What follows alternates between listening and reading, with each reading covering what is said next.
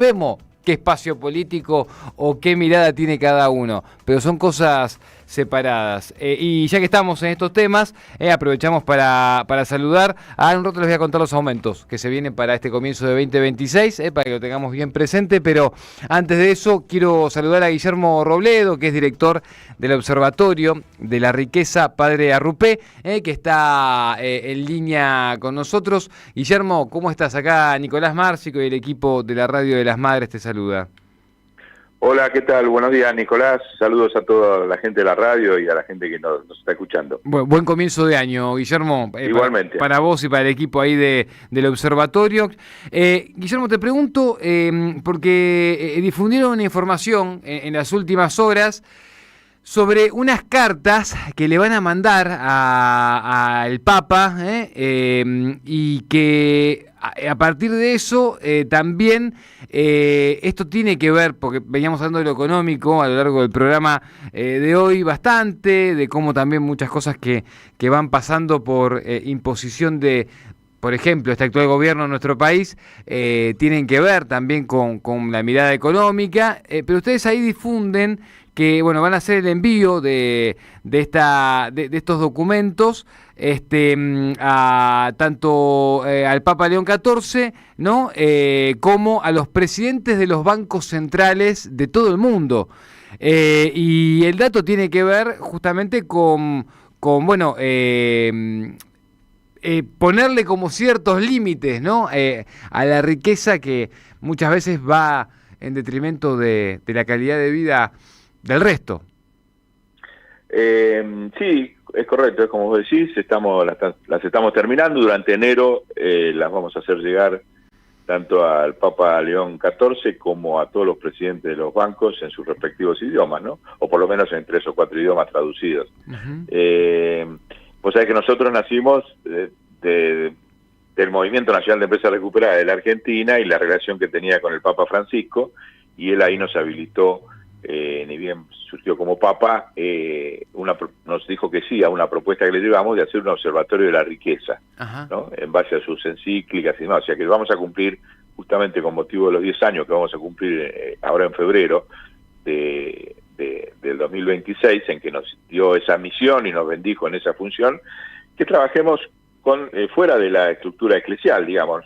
Ninguno de nosotros religioso, aunque somos creyentes, pero ninguno religioso, que trabajemos con la sociedad el tema de qué hacer con un mundo que cada vez produce más riqueza y cada vez sabe menos cómo distribuirla, ¿no? Y se concentra más la desigualdad y todo lo que ya sabemos. Entonces nos dio esa misión que trabajemos y bueno, a lo largo de 10 años hicimos muchas investigaciones, muchas presentaciones, muchas reuniones y demás, y lo que vamos a consumar ahora es todo ese trabajo en homenaje a los 10 años que nos dio esa misión Francisco. Es una carta al nuevo Papa, que ahora te voy a decir rápidamente los lineamientos, y acompañada de una carta previa que va a ir antes a los bancos centrales que al Papa, sobre que empecemos a tomar noción son 200 bancos centrales en el mundo, que hoy han reemplazado, esto te lo estoy diciendo como conclusión de nuestras investigaciones en el terreno académico y estadístico, ¿no? Desde luego han reemplazado absolutamente los históricos patrón oro que existían en el mundo para asignar la riqueza, mucho antes había existido el patrón plata, pero también en estos primeros 25 años los bancos centrales han reemplazado, se han convertido en un cada vez mayor incidencia en la política de los estados respecto de la recaudación de impuestos. O sea, cada vez más la emisión de moneda que hacen esos bancos centrales en todo el mundo es lo que ha mantenido funcionando este sistema civilizatorio, en reemplazo, ya te digo, de los patrones monetarios anteriores como el oro, la plata, y ahora empezó una nueva etapa que es sobre los impuestos. O sea, los impuestos no alcanzan ya lo que se recauda en el mundo para que haya justicia social. Por una serie de factores que no te la voy a desarrollar acá porque es más largo, vinculados a la deflación de la economía y la caída de la recaudación de impuestos, y ese agujero que se ha producido en el mundo y va a seguir durante todo el siglo por una serie de razones estructurales de la velocidad de la revolución tecnológica, está siendo reemplazado cada vez más en el mundo por los bancos centrales y las emisiones de distintos tipos de monedas. Ese concepto, que es nuevo como paradigma analítico, aunque es una realidad palpable, pero está silenciada, no está visibilizada por los factores de poder, al contrario, lo ejercen ese funcionamiento, pero no lo visibilizan, Claro, no se politiza. Sí. Bueno, pero porque justamente me imagino que parte del truco o de la trampa es no hacerlo de cara a los que después somos fundamentales para que esa maquinita y esa rueda funcione, ¿no? Exactamente, nosotros lo hemos vivido en nuestro país, o sea, llegaste con un presidente que dijo que iba a cerrar el Banco Central y lo principal que utiliza es el Banco Central para endeudar al país y para emitir moneda. Tal cual. Y llegó con todo el discurso, o sea, tenemos el paradigma completo nosotros acá. Exacto. Para que se visibilice. Ahora, a partir de ese diagnóstico estructural, que es más importante la emisión de moneda que la recaudación de impuestos, los bancos centrales, de hecho, hay muchos libros que se han publicado sobre el rol que tuvieron durante la pandemia, o sea, el mundo no estalló cuando se produjo la pandemia, en términos sociales me estoy refiriendo, ¿no? De hambrunas, de que no haya energía y demás, por el rol que tuvieron de emisión, como nunca antes en su historia, los bancos centrales, claro, sin provocar la menor inflación. Ese paradigma de que inflación es igual a emisión es igual a inflación, es otra de las mentiras, ¿no?, que funcionan, porque la pandemia demostró que los bancos centrales son hoy la principal institución del mundo en el terreno, más allá de para qué lado está manejado en un país, para qué lado está manejado en otro, en todos lados cumplen un rol de que la sociedad siga funcionando, mal, bien, más o menos, ¿no? Pero no hay otra institución más universal, mucho más poderosa, digamos, los bancos centrales que el Fondo Monetario, claro, en el mundo. Ahora preguntar en China si tiene importancia el Banco Central o el Fondo Monetario, o en la India, o en Brasil mismo, digamos, ¿no? Brasil tiene a través del Banco Central y sus bancos de desarrollo el motor de la economía, que no depende de lo que le diga el Fondo Monetario. Bueno, entonces el planteo que nosotros vamos a hacer en esta carta es que los bancos centrales tienen que pasar a una instancia que lo están diciendo ya. Hay una muy buena publicación que ha hecho el Fondo de Cultura Económica acá en la Argentina hace unos meses, que les recomiendo a los que quieran meterse en el tema. Lo dice porque es un economista del Banco Central Europeo, que se llama Moneda y Democracia, de Eric Monet, está en el Fondo de Cultura Económica, el que quiera meterse en el tema, muy sencillo, muy bien explicado, pero que explica que es necesario avanzar hacia la democratización de los bancos centrales del mundo. O sea que lo que nosotros estamos diciendo no es algo que surge solamente de nuestras necesidades en la Argentina, ¿no?, sino que ya te das cuenta que, como diciendo, bueno, los bancos centrales no pueden estar manejados por los bancos privados, tiene que estar manejado por una estrategia de un salto cualitativo de la democracia, claro, que no se limita solamente a la expresión de un voto para que haya un diputado, un senador, un intendente, un presidente, sino que hay que expresar la democracia dentro de los bancos centrales. Ese eje de paradigma sí que le vamos a plantear a los bancos centrales en las cartas, ¿no? Estoy diciendo el resumen, y esto es fundamentado con un argumento técnico, económico, de civilización, etcétera, un poco en lo que vos decís de los derechos humanos. El presidente escuchaba cuando hablaba por los 50 años. Sí.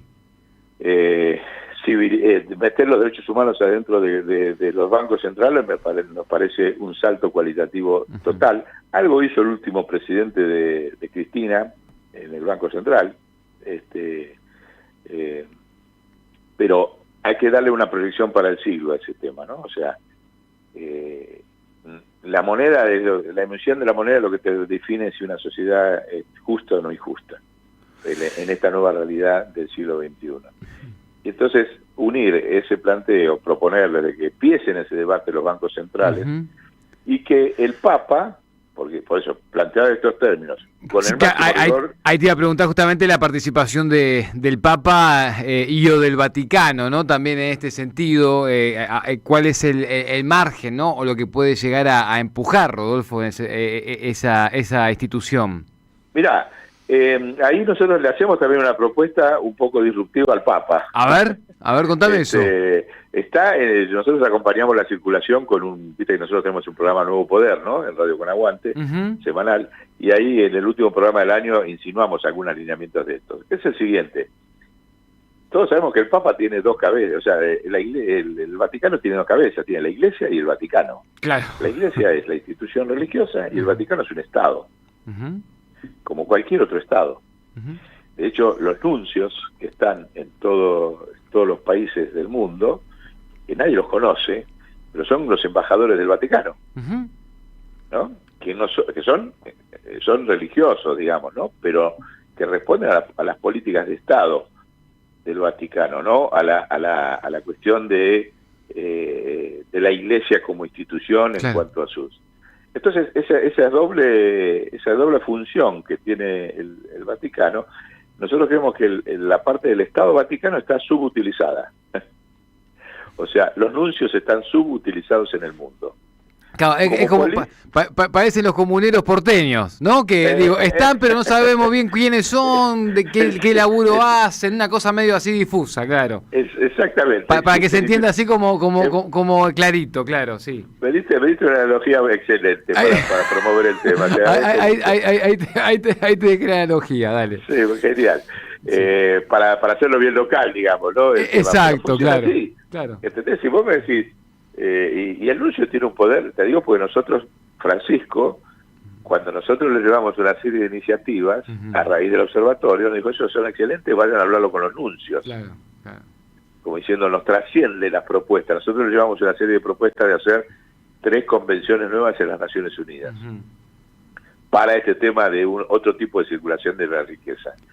Y nos dijo, estoy de acuerdo totalmente. Lo mismo nos dijo Lula, se la llevamos a Lula antes de que cayera preso, mirá de cuándo te estoy hablando. Y nos dijo, me parece excelente, yo los apoyo. Bueno, después cayó preso, ya sabemos toda la historia de Lula. Pero se lo llevamos al nuncio y nos abrió la puerta a Francisco del nuncio en las Naciones Unidas. Mirá. ¿No? Y fuimos allá a hablar con el nuncio, me acuerdo que era un filipino que hablaba muy bien español. Y nosotros, por ejemplo, una de las convenciones que le llevamos es que había que hacer alguna convención para regular los subsidios en el mundo. Me dice, porque los países centrales tienen una capacidad de subsidio que nosotros no tenemos. Y me acuerdo que el nuncio me dice, no me lo cuente a mí, que yo fui nuncio antes de venir a las Naciones Unidas en Haití, 7 años, y vi como los subsidios que le daba Estados Unidos a los arroceros, a los productores de arroz en Estados Unidos, destruyeron la industria de arroz en Haití y provocaron el hambre.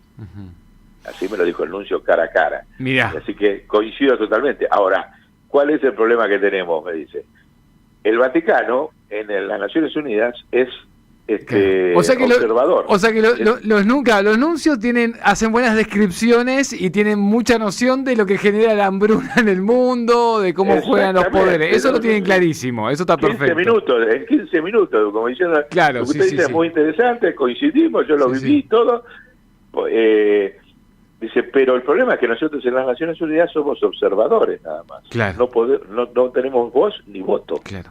O sea, esa es la jerarquía que tiene el Vaticano acá adentro. Se puede empezar a remar de a poco, algo empezamos a hacer, bueno, etcétera. No importa cómo siguió el tema, pero te quiero decir, hay un rol que tiene ahí subutilizado, que en esta nueva situación, viste, del mundo, que es una nueva situación en la que se está viviendo, para nosotros el Vaticano tiene que activar los nuncios para impulsar, para que en cada país hable con los bancos centrales. Y entre en el debate de máximo nivel. Más allá de que la Iglesia también tiene las instancias académicas. No te olvides la cantidad de academias que tiene en el mundo el Vaticano, es infernal, la estructura educativa. ¿Entendés? Entonces ese va a ser el planteo al Papa, decir, mire, venimos de parte de Francisco porque tenemos una misión y nosotros la seguimos, aunque él haya partido a los cielos, y le venimos a proponer esto.